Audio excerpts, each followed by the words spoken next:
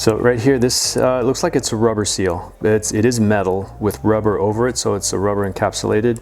You want to be very careful because this is locked in there because it stays in with the threads here. This is where your lock ring for your cassette goes. So it's biting in there really good. So I'm going to try real gently. We don't want this to bend. So that popped out easy.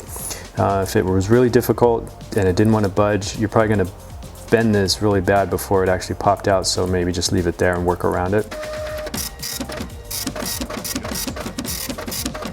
But here's where our bearings are going to go.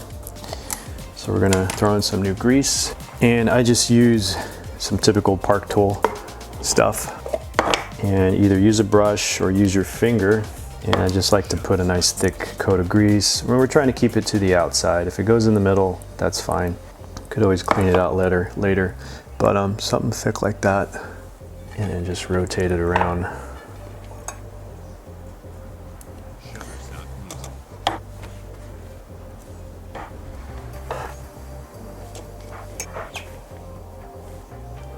And just be careful not to drop them in the middle. Sometimes they'll have grease fall into the middle, get stuck in the middle of the hub, and then you got to pick it out because the grease makes it stick. And then remember, there's a little metal lip, so you want to push down a little further, get it closer to the center of the hole. And now the ball bearing's starting to disappear a little bit, but just work your way around.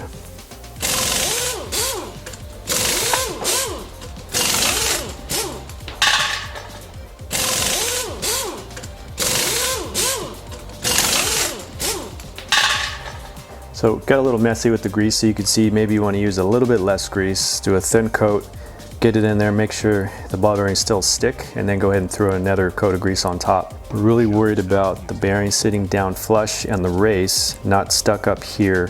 There's a little metal ledge right there. We don't want it to be here. We got to make it right down here.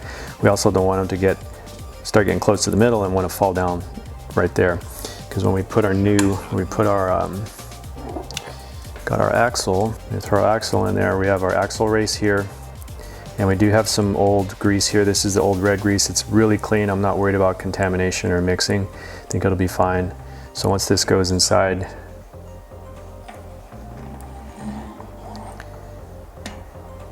we need both races to match. Ball bearings definitely got to be in place. Give it a spin with a little pressure, push downward. It should spin nice and easy. It should look even, it shouldn't look crooked or sticking up. And then we can flip it over, take a look at the other side, make sure no ball bearings fell in or got pushed through. It's actually hard to tell anything from this side, but things are looking pretty good. This axle should be coming through. It should be sticking through the center. If it's a little crooked, cocked upward or down to the side, then probably have a ball bearing that fell out of place. But so far so good. Then we can start connecting everything. Let's make sure that axle doesn't slide out the back if you're tilted. So we're going to reverse order. Going back with our cone nut right here. Got the concave polished area. That's going to make contact with the bearings. That's going to get screwed on. And this is typically very gentle. I would say this is very similar to the top cap on your headset. That top center bolt. You're tightening that one very gently, making contact with the bearings. Just enough to get the play out, but not so much where you're putting too much pressure on the bearings, keeping them from turning really easy. And I'm holding the other side here because the other side wants to spin, so I'm just holding it with fingers. Everything's done with fingers right now, and my fingers are a little bit slippery, which is good. It'll keep me from over tightening something.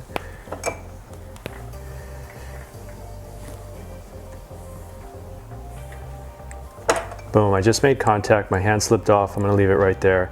I could still turn the axle a little bit. We're not worried about adjustment right now. We're just gonna continue with the installation. At this point we have a real thin washer. It goes there. And then we have our lock nut right here. This is the one that's gonna keep the cone nut, the first one we just put on, from moving. Once we find our perfect adjustment, then this is gonna keep everything tight. Boom, so I just made contact, that's fine. Axle still moves. Now we can move further with our adjustment. So I forgot one important thing, nobody told me. I forgot to put my seal on there. So I'm just using a tool on this side. I'm keeping pressure, keep my axle pushed in this way so my bearings won't be disturbed. And then I'm holding this side here. So you can spin both tools or spin one side. Just got to get that out.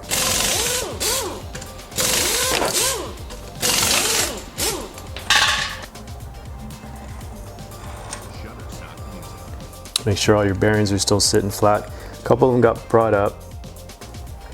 Just push them back down. If it looks like you have a gap or an opening, like you have a missing ball bearing, that may be normal. That's why it's good to count everything in the beginning. Make sure you have the proper amount. And that seal, so the seal can look very deceiving. There's a top and a bottom. The bottom side is very flat.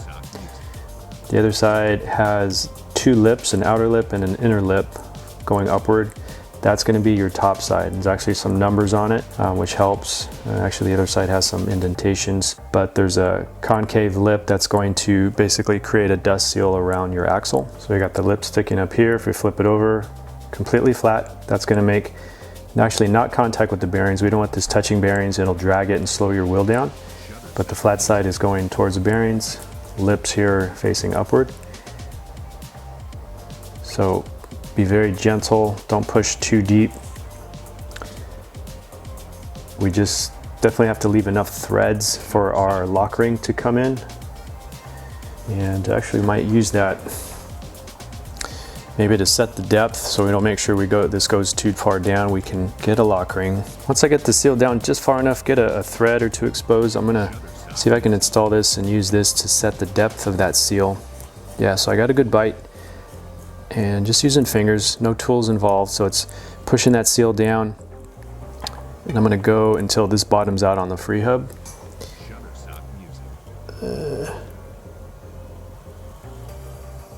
So try to avoid using tools. That way we don't overpower something.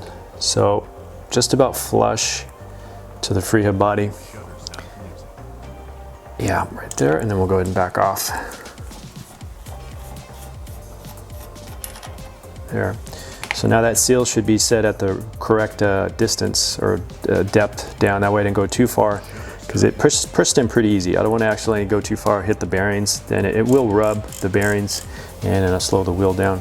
So now that that's set, now I got this rubber seal that's going to come in contact with my axle here. And we'll just go back to reinstall. Boom. You're going to see that it makes a nice little suction around there, forming a nice dust seal. Give it a spin, make sure everything spins nicely, and then go back to reinstalling everything.